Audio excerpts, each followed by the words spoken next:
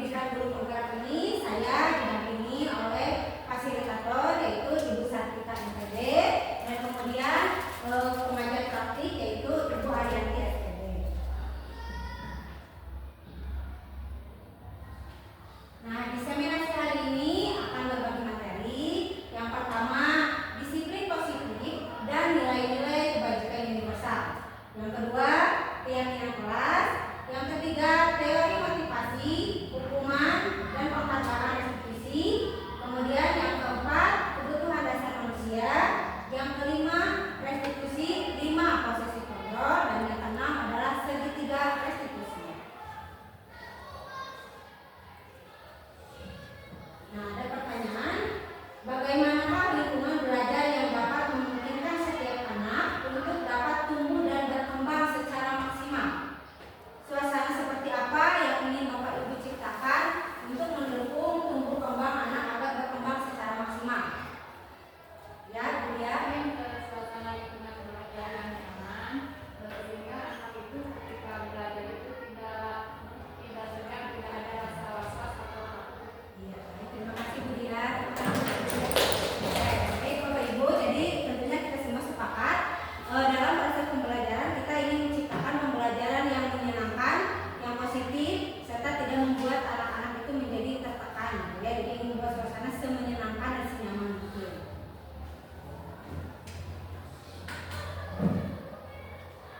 Nah, menurut filsafat pendidikan Ki Hajar Dewantara, tugas kita sebagai guru adalah menyediakan lingkungan belajar yang memungkinkan setiap anak untuk dapat tumbuh secara maksimal dan sesuai dengan kodratnya masing-masing, dan memastikan bahwa dalam prosesnya anak-anak tersebut merasa selamat dan bahagia. Jadi anak-anak itu ibarat benih, ibarat tanaman, ya. Dan kita sebagai guru itu ibarat petaninya. Jadi bagaimana kita sebagai guru bisa menumbuhkan anak-anak untuk menjadi anak-anak yang terbaik. Sebagai petani kan ingin ya tumbuhannya, tanamannya, benihnya itu menjadi benih-benih yang terbaik, menjadi tanaman yang menghasilkan buah-buah yang baik. Nah, seperti itu juga kita sebagai guru tentunya ingin menghasilkan anak-anak yang terbaik, dan kita sebagai guru harus mampu menciptakan hal tersebut. Baik, untuk selanjutnya, menurut Ki Hajar Dewantara, sekolah diidentikan sebagai sebuah taman. Taman adalah tempat yang nyaman, aman, tenang, dan menyenangkan untuk bermain. Oleh karena itu, proses pendidikan di sekolah harus menerapkan budaya positif yang menyenangkan dan membahagiakan bagi siswa. Dan untuk penerapan budaya positif, proses pendidikan dan pengajaran di sekolah harus menerapkan budaya positif yang mencerminkan nilai-nilai universal, menyenangkan dan harmonis yang terbangun dari budaya positif, sehingga dapat mewujudkan generasi emas, cerdas, dan berkarakter. Nah, budaya positif itu sendiri adalah merupakan perwujudan dari atau keyakinan universal yang diterapkan untuk terwujudnya budaya positif yang kita cita-citakan di sekolah kita.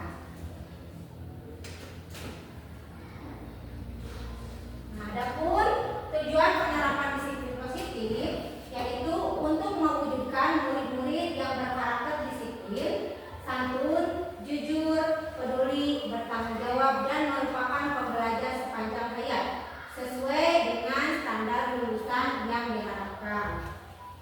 Jadi tentunya tujuan dari disiplin positif ini ingin membuktikan bahwa lulusan dari sekolah kita itu mampu bertarung di tingkat selanjutnya.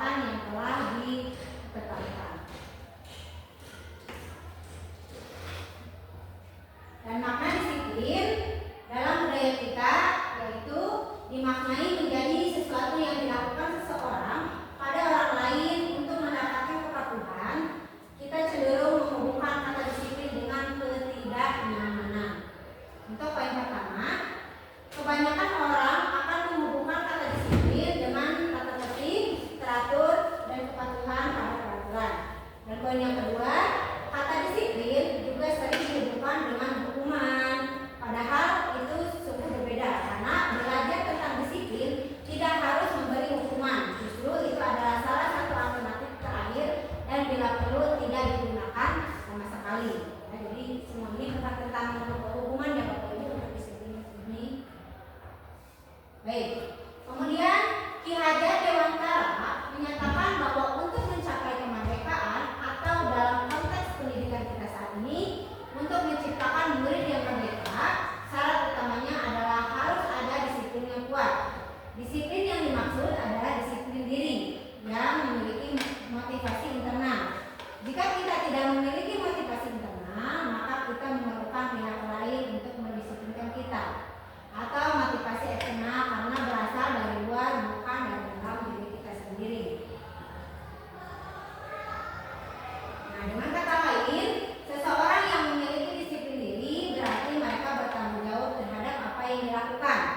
Sebagai pendidik, tujuan kita adalah menciptakan anak-anak yang memiliki disiplin diri, sehingga mereka bisa berperilaku dengan mengacu pada nilai-nilai kebajikan universal dan memiliki motivasi intrinsik, bukan ekstrinsik.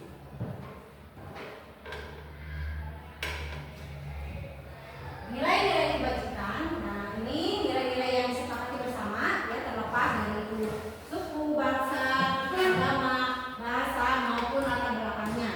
Contoh nilai kebajikan profil pelajar Pancasila itu beriman, ya, bertakwa kepada Tuhan Yang Maha Esa, berakhlak mulia, berkebinekaan global, gotong royong, mandiri, kreatif dan bernalar kritis, ya, serta ada subunyi yang lain yaitu toleransi, rasa hormat, integritas, mandiri, menghargai, antusias, empati, keingintahuan, kreativitas, kerjasama, percaya diri dan komitmen. Adapun nilai kebajikan untuk keterampilan hidup atau life skill yaitu dapat dipercaya, lurus hati, pendengar yang aktif, tidak merendahkan orang lain dan memberikan yang terbaik bagi diri sendiri. Oke, nilai-nilai kebajikan yaitu kasih sayang, toleransi, tanggung jawab, kejujuran, percaya, keselamatan, saling menghargai. Itu nilai-nilai kebajikan dalam budaya positif. Nah, sekarang Bapak Ibu, mari kita tanyakan ke diri kita sendiri. Bagaimana kita berperilaku? Mengapa kita melakukan hal tersebut? Dan apakah kita melakukan sesuatu karena adanya dorongan dari lingkungan atau ada dorongan dari dalam? Itu silakan Bapak Ibu jawab di dalam hatinya sendiri. Sudah dijawab Bapak Ibu? Baik. Kita lanjutkan.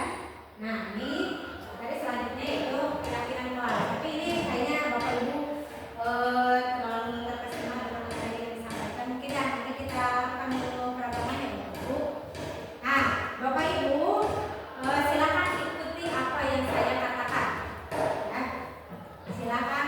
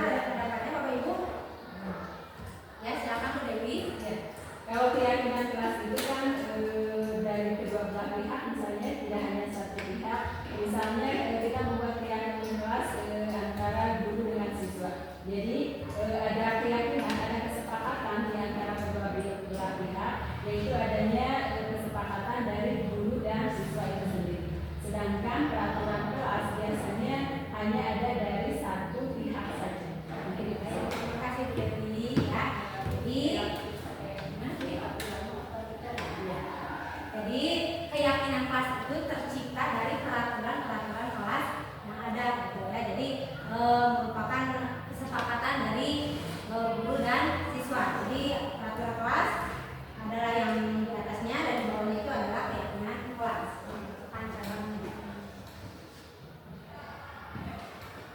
Baik, untuk pembentukan keyakinan kelas, yang pertama itu bersifat abstrak, dan yang kedua berupa pernyataan universal, dan yang ketiga dibuat dalam pernyataan positif. Jadi tidak ada kata jangan membuang sampah sembarangan seperti itu ya Ibu. Baik, sedikit saja agar mudah diingat sesuai dengan kondisi kelas dan sekolah yang sudah diterapkan. Dan semua warga sekolah atau warga kelas dilibatkan saat membuat keyakinan kelas. Jadi keyakinan kelas itu tidak hanya dari 1-2 orang siswa saja, tapi seluruh siswa dalam satu kelas itu harus mencurahkan pendapatnya, dikumpulkan dan kemudian disatukan menjadi disiplin-disiplin yang akan diterapkan di kelas tersebut. Nah, pembentukan keyakinan kelas ya masih berlanjut. Keyakinan kelas sebaiknya sesuatu yang dapat diterapkan di lingkungan tersebut. Semua warga kelas hendaknya ikut berkontribusi dalam pembuatan keyakinan kelas lewat kegiatan curah pendapat, bersedia meninjau kembali keyakinan kelas dari waktu ke waktu. Jadi tidak ini ya, kalau keyakinan kelas itu tidak meminta tadi kata dia tidak otoriter ya. Kalau keyakinan kelas itu bisa ditinjau dari waktu ke waktu. Apakah hari ini sesuai dengan hari besok, misalnya ternyata hari besok kok anak ini tidak menyesuaikan dengan keyakinan yang ada, nah itu bisa diubah lagi setiap saat. Jadi keyakinan kelas itu tidak mengikat untuk 1 semester gitu, tidak, tapi bisa berubah dari waktu ke waktu. Nah, kemudian prosedur pembentukan keyakinan kelas atau sekolah. Yang pertama, mempersilakan warga sekolah atau murid-murid di sekolah atau kelas untuk bercurah pendapat tentang peraturan yang perlu disepakati di sekolah. Dan kemudian mencatat semua masukan-masukan murid dan warga sekolah di papan tulis atau kertas besar. Ya, bisa langsung dituliskan sama anaknya di depan di papan tulis atau bisa melalui sticky note atau melalui kertas planner. Kemudian susunlah keyakinan kelas sesuai prosedur pembentukan keyakinan kelas dan pilih kalimat-kalimat dalam bertajuk negatif menjadi positif. Contohnya, untuk kalimat negatif, jangan berlari di kelas atau koridor. Nah, kalimat positifnya, berjalanlah di kelas atau koridor. Nah, baik Bapak Ibu, apakah di kelas kita masih ada yang berkalimat negatif? Banyak. Ya, semoga nanti setelah ini ya Bapak Ibu bisa menerapkannya di kelas agar tidak ada kalimat yang negatif dan juga semuanya menjadi kalimat positif. Kemudian ajak warga sekolah atau murid-murid untuk menemukan nilai kebajikan atau keyakinan yang dituju dari peraturan tersebut. Contoh, berjalan di kelas, dengarkan guru, bertambah tepat waktu, berada di bawah satu payung, yaitu keyakinan untuk saling menghormati atau nilai kebajikan hormat.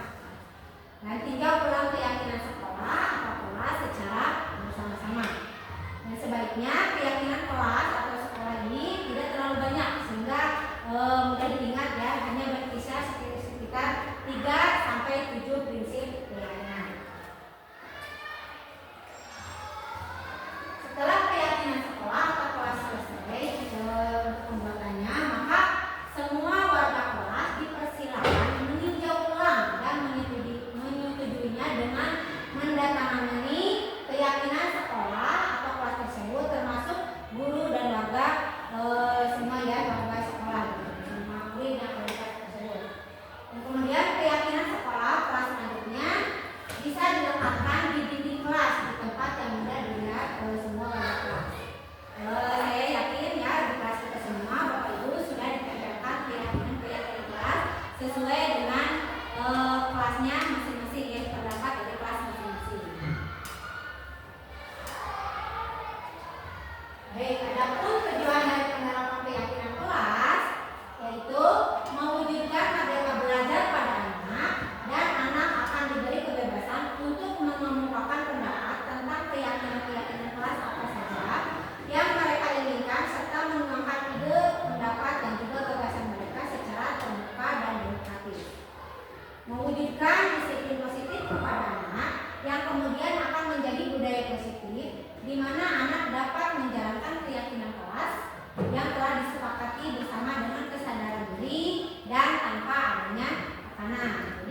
Kenapa ini keyakinan kelas fleksibel? Karena itu, jadi biar anak sadar dengan apa yang sudah janji yang berbeda. Kemudian konstruksi lainnya adalah untuk membentuk karakter yang positif pada anak melewati kebiasaan-kebiasaan positif, perilaku positif, serta keteladanan dari seluruh warga sekolah, yaitu guru dan murid. Kemudian menunjukkan adanya semangat belajar pada anak. Nah, ini ada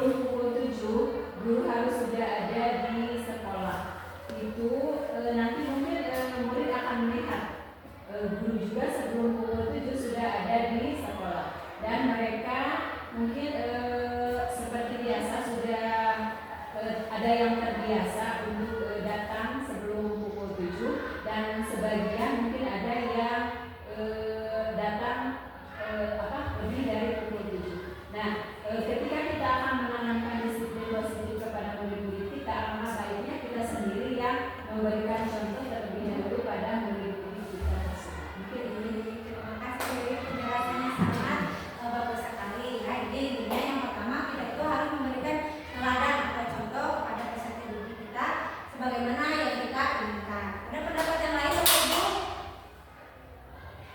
Silakan Bu Neneng.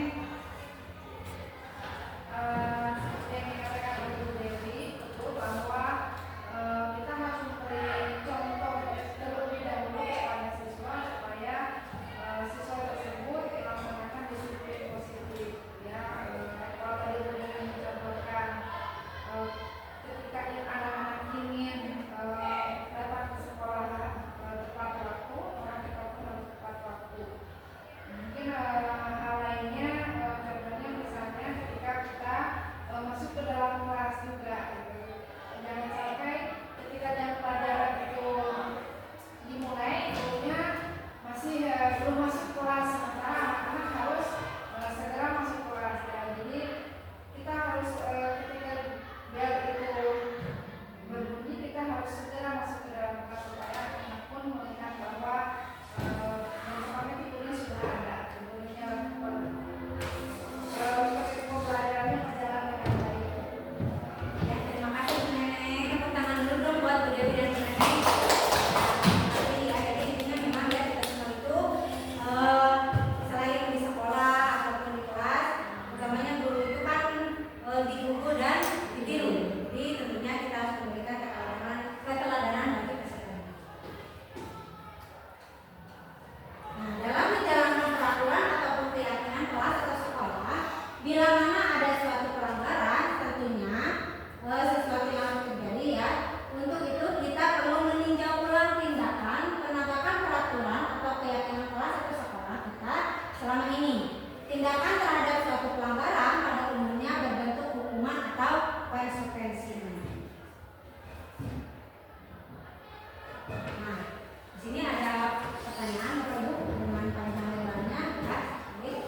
Pertanyaannya yaitu Wira kurang menguasai pelajaran matematika sehingga pada saat pelajaran tersebut berlangsung dia lebih banyak berdiam diri atau menggambar di buku pelajarannya. Pada saat guru matematikanya Pak Indra menanyakan pertanyaan, Wira menjadi gugup dan tak sengaja menjatuhkan tasnya dari kursi, serta tiba-tiba menjadi gagap pada saat berupaya menjawab. Seluruh kelas pun tertawa melihat perilaku Wira yang berbicara tergagap dan terkejut tersebut. Ya. Nah, Pak Indra pada saat itu membiarkan teman-teman Wira menertawakan Wira yang tergagap dan malu luar biasa, dan malahan meminta Wira untuk maju ke depan kelas ya, dan berdiri sambil menunjuk hidungnya. Ya. Karena tidak bisa menjawab pertanyaan Pak Indra, kelas semakin gaduh dan anak-anak pun tertawa melihat Wira di depan kelas memegang hidungnya. Nah, Bapak Ibu, ada pertanyaan yang harus dijawab dari pertanyaan teman-teman tadi ya. Apakah Bapak Ibu setuju dengan tindakan Pak Indra terhadap Wira? Tidak. Baik. Mungkin Bu Siti Haribah bisa memberikan alasannya mengapa tidak setuju dengan perilaku Pak Indra tadi. Bisa ke depan Bu. Oh, di sini. Silakan.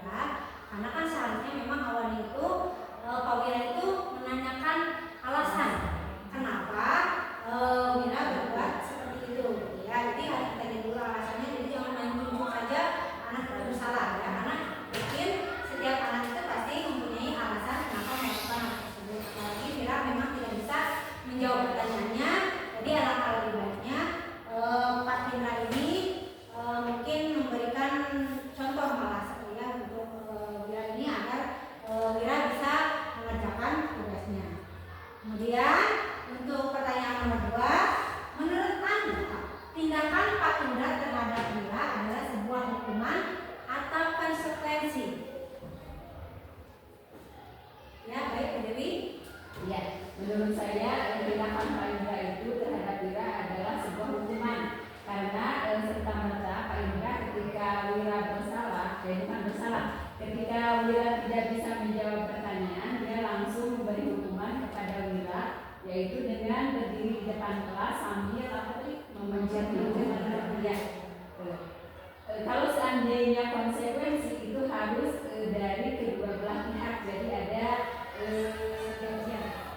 perjanjian terlebih dahulu. Seandainya kita melakukan seperti ini, apa konsekuensinya? Jadi harus ada perjanjian dari kedua belah pihak.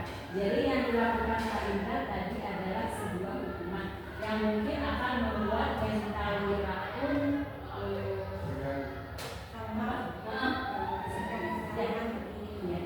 Terima kasih Bu Dewi Kurniasari ya. Sebenarnya apakah Ibu Bapak setuju dengan jawaban Bu Dewi Kurniasari? Jadi apa yang dilakukan oleh Pak Indra adalah merupakan sebuah hukuman ya, karena itu hanya dari Pak Indra sepihak gitu ya, bukan hasil kesepakatan bersama antara guru dan siswa.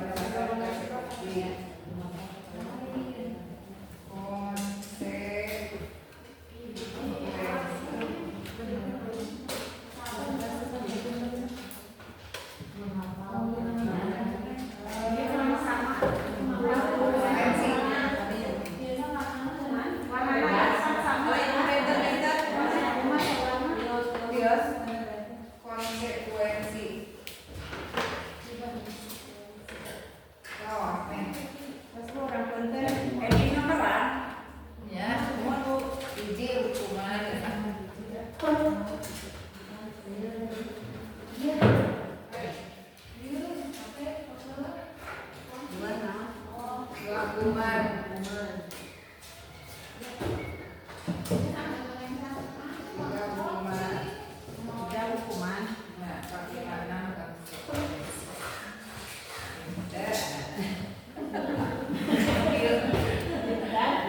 Bapak Ibu, ini pertanyaan nomor ini ya adalah di belakang dulu.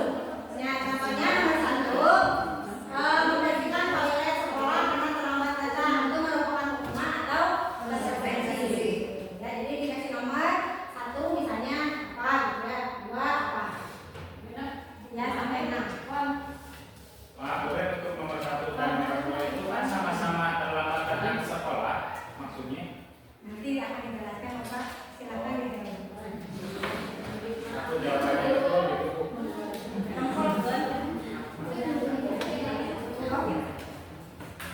Bebas warnanya. Bebas, seperti nomornya saja.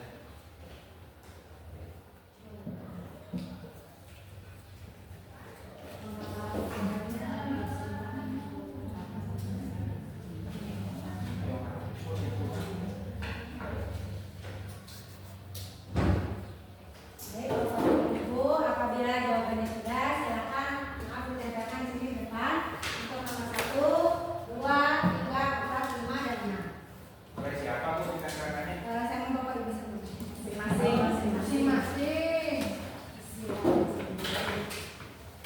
Nomor 1.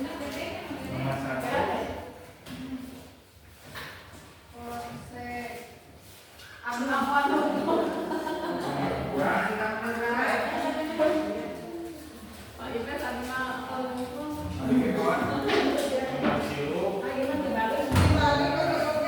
Yo, balik dengan kena. Nanti kumpulin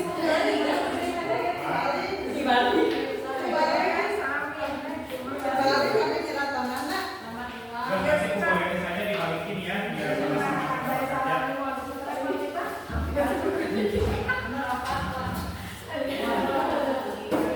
Jangan pegang saja.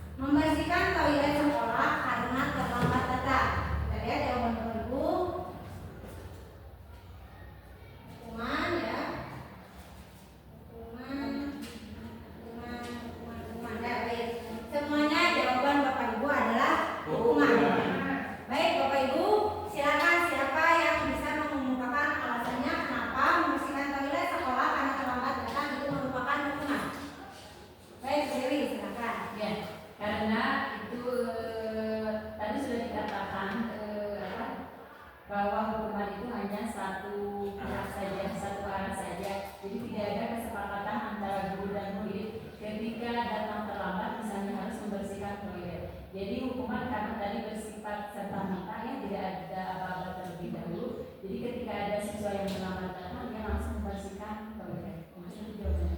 Baik, terima kasih Bu. Jadi betul ya, tindakan guru yang pertama membersihkan toilet sekolah karena terlambat sekolah itu merupakan hukuman karena memang tidak ada kesepakatan antara kedua pihak, antara guru dan siswa. Jadi itu serta-merta ketika anak datang ke sekolah dadakan langsung disuruh membersihkan toilet. Ya. Baik, Bapak Ibu, sekarang kita lanjutkan ke pertanyaan kedua.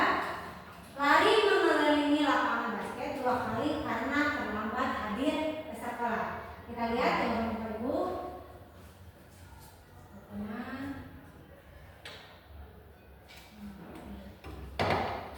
Ada hukuman, ada yang menjawab konsekuensi ya.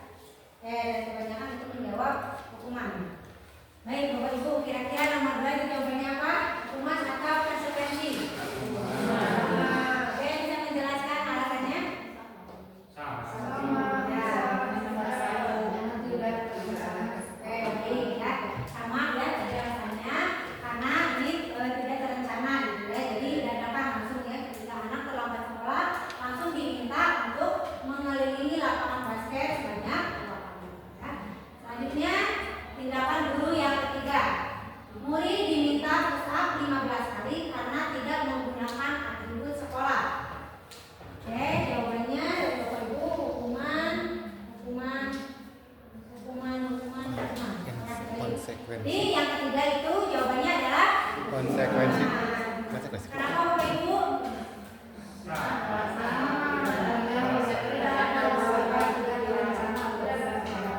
Ya, tapi kan menggunakan atribut sekolah itu merupakan sebuah perencanaan. Itu kan sudah menjadi peraturan dari pihak sekolah, bukan kesepakatan antara pihak sekolah dengan siswa. Baik, ya, terima kasih Pak Asep DH ya. Jadi benar ya jawaban yang ketiga itu adalah hukuman.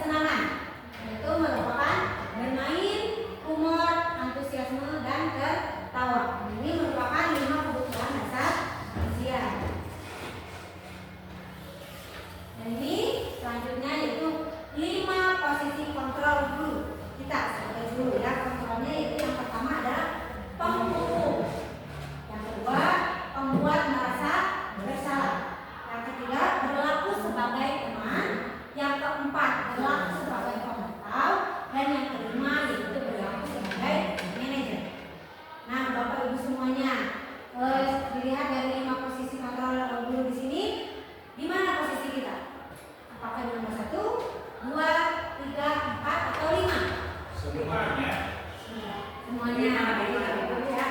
Kata Pak Sateha kita masih ada di tahap semuanya ya. Nah tentunya dengan pemaparan budaya positif ini semoga kita semua bisa menerapkan posisi kontrol yang kelima ya sebagai manajer ya. Karena seperti tadi kan kalau pembangunan itu akan membuat anak merasa trauma gitu ya, membuat rasa bersalah anak menjadi kerdil, merasa rendah diri.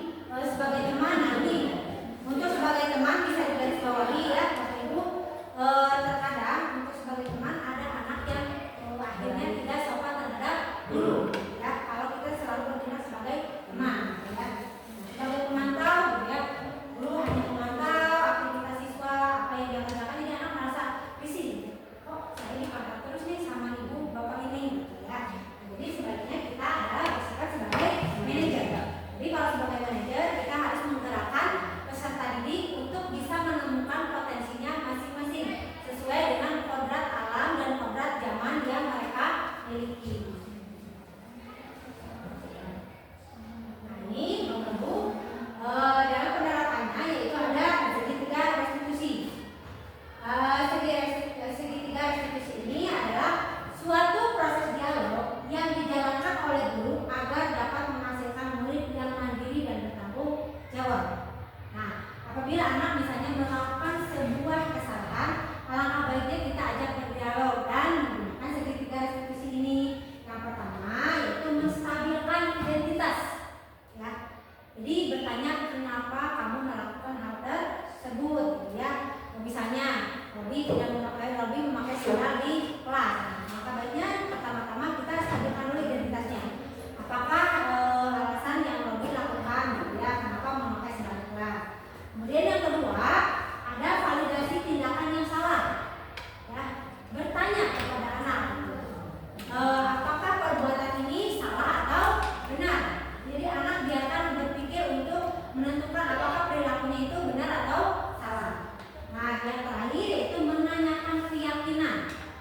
Ya, keyakinan apa yang dilanggar oleh peserta didik tersebut.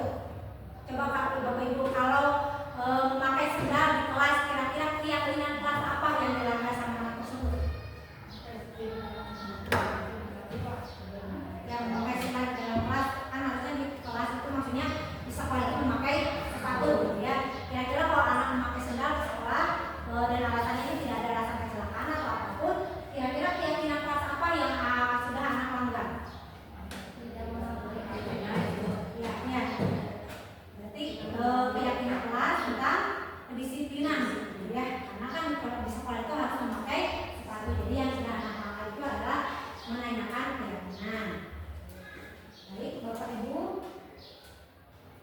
sekarang sampailah pada saatnya kita untuk melakukan kesimpulan dari apa yang telah kita lakukan dalam kegiatan ini.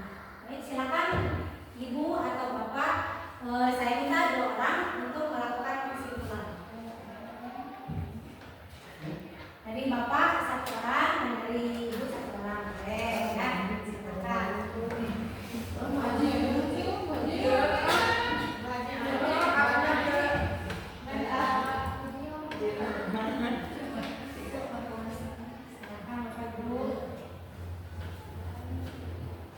Apa yang kita pahami, apa yang kita dapatkan dari kegiatan ini ya, diseminasi tentang budaya positif. Apa yang Ibu rasakan, Ibu rasakan, yang Ibu alami, adakah perubahan-perubahan? Oh ternyata seperti ini ya, harusnya kan berarti yang setelah saya lakukan itu mungkin ya teman-teman salah, tapi setelah dilakukan diseminasi ini ada pemikiran yang berbalik gitu. Oh ternyata apa yang saya lakukan kemarin itu merupakan kesalahan dan saya harus memperbaiki itu. Maka saya minta kesimpulannya.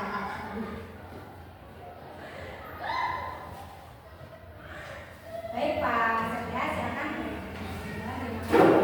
Oke, kalau menurut pendapat saya berdasarkan yang dipaparkan oleh Ibu Redi, sangat setuju sekali. Gimana kalau berkaitan dengan budaya positif di sekolah itu adalah akan menumbuhkan karakter anak.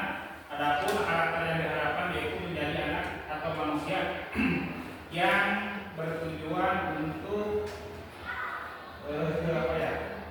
yang bertujuan untuk si anak itu menjadi mandiri, terus bertanggung jawab terhadap diri sendiri, dan akhirnya berkembang sesuai dengan apa yang diharapkan. Mungkin itu menurut saya. Terima kasih. Baik, terima kasih Pak Setia. Bapak, mari kita berikan tepuk tangan. Baik, selanjutnya dari Ibu, silakan. Bapak yang akan memberikan kesimpulannya. Bu Neni sama Ibu. Ini siap. Mungkin menurut saya bahwa sekolah itu sepatutnya menjadi tempat yang nyaman bagi anak didik, peserta didik, dan tempat yang paling mereka anggap inilah tempat saya gitu, untuk mengembangkan ilmunya, mendapatkan ilmu yang juga. Baik, Bapak Ibu, kita telah sampai pada saat akhir gitu ya dari kegiatan ini. Saya sangat mengucapkan terima kasih kepada Bapak Ibu telah hadir pada kegiatan ini yang menyempatkan waktunya kepada Bapak Ibu. Nah, sebelum saya tutup, saya ingin Bapak Ibu kita tetap semangat dulu agar semangat kita semakin bertambah. Siap Bapak Ibu? Iya. Dapur semangat.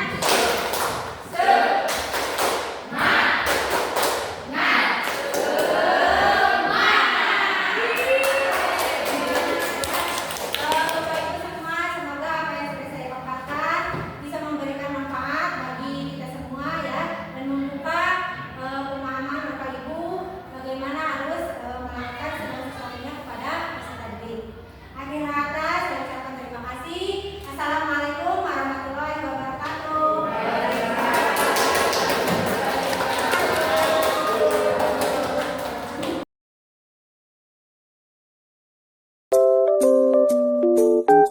Hai anak, coba tadi ya kamu mengatakan kata-kata asal dalam menggunakan kata monyet ya.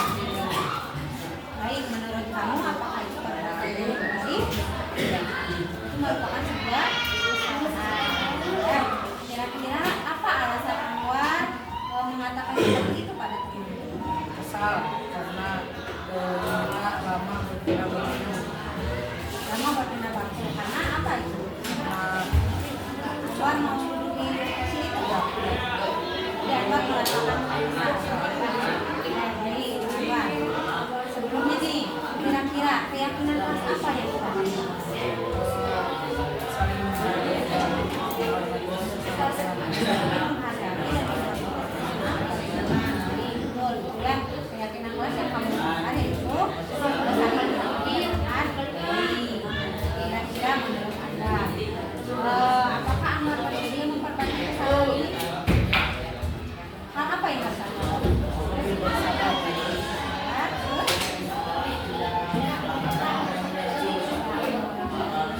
Apa yang harus Anwar lakukan kepadanya? Sekarang berarti Anda tidak boleh melakukan hal tersebut lagi ya. Baik, terima kasih Anwar.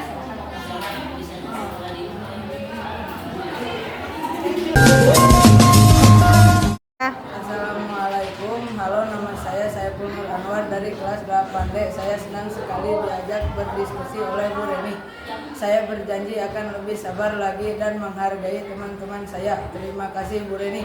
Assalamualaikum warahmatullahi wabarakatuh. Hai Robi, tadi Ibu lihat kamu pakai sandal kelas. Kamu sudah berapa kali kamu memakai sandal? Kira-kira kata kamu memakai sandal di kelas itu merupakan kesalahan atau bukan? Kesalahan. Alasannya apa jadi kamu memakai sandal di kelas? Sepatunya bisa. Baik, kira-kira keyakinan apa yang sudah kamu langgar? Disiplin. Karena apa? Kenapa kamu menyatakan bahwa itu disiplin? Tidak menaati aturan yang ada di sekolah. Baik, Robi. Kira-kira menurut kamu apa yang harus kamu perbaiki? Tidak melanggar aturan sekolah. Tidak melanggar aturan sekolah dengan tidak Memakai sandal.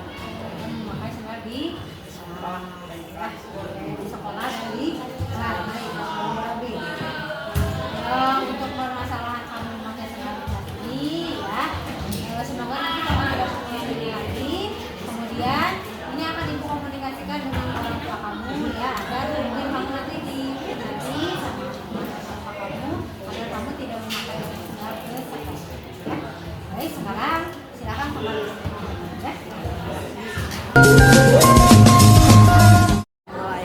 halo, nama saya Robi dari kelas 8D. Saya senang sekali dengan berdiskusi oleh Bu Reni tentang kedisiplinan. Saya berjanji tidak akan mengulangi aturan sekolah lagi dengan memakai sendal di sekolah. Terima kasih Bu Reni. Assalamualaikum.